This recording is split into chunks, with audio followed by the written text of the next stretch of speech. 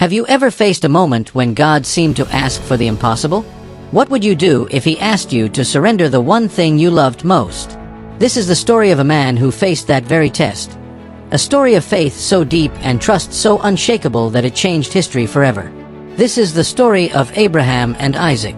Abraham was a man chosen by God. He had waited his entire life for a promise that one day he would have a son. And after decades of waiting, when Abraham was 100 years old, God gave him Isaac, the child of laughter, the son he loved more than anything in the world. Life finally felt complete, until one day, everything changed. God called out to him, "Abraham."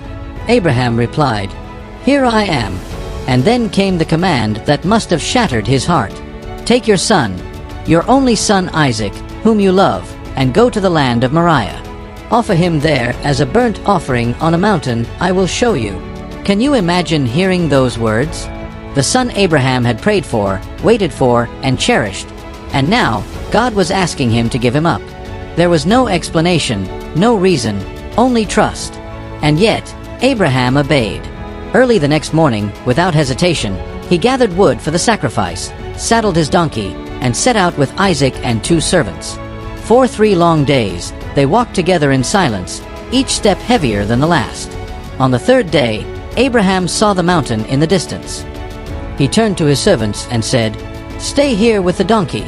Isaac and I will go up there. We will worship, and then we will come back to you." Even in his pain, Abraham's faith never wavered. Somehow, he believed that both he and Isaac would return. As they climbed, Isaac carried the wood on his shoulders, and he looked up at his father and asked a question that must have pierced Abraham's soul. "Father, we have the fire and the wood, but where is the lamb for the burnt offering?" Abraham looked into his son's eyes and replied softly, "God himself will provide the lamb, my son." Finally, they reached the top of the mountain. Abraham built an altar and arranged the wood. Then, with trembling hands, he tied up Isaac, his beloved son, and laid him upon the altar. The air was still. The world seemed to hold its breath. Abraham raised his knife, and in that moment, a voice called out from heaven, "Abraham! Abraham!" Abraham stopped. "Here I am," he replied.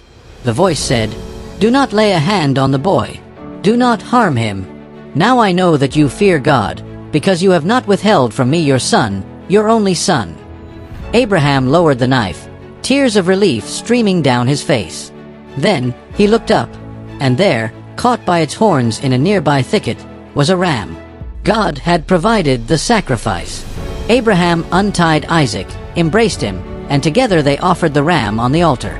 Overwhelmed by God's faithfulness, Abraham named that place, "The Lord will provide." And God spoke again, reaffirming his promise.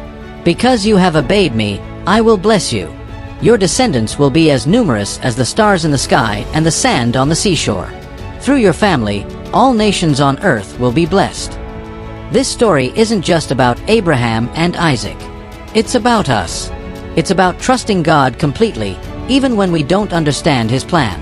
It's about surrendering the things we hold most dear and believing, no matter what, that God will provide. And ultimately, this story points to something greater, a day when God would not spare His own Son, but give Him up for us all, so that we could have life. So when life feels uncertain, when the path ahead seems impossible, remember Abraham's story, and hold on to this truth. The Lord will provide.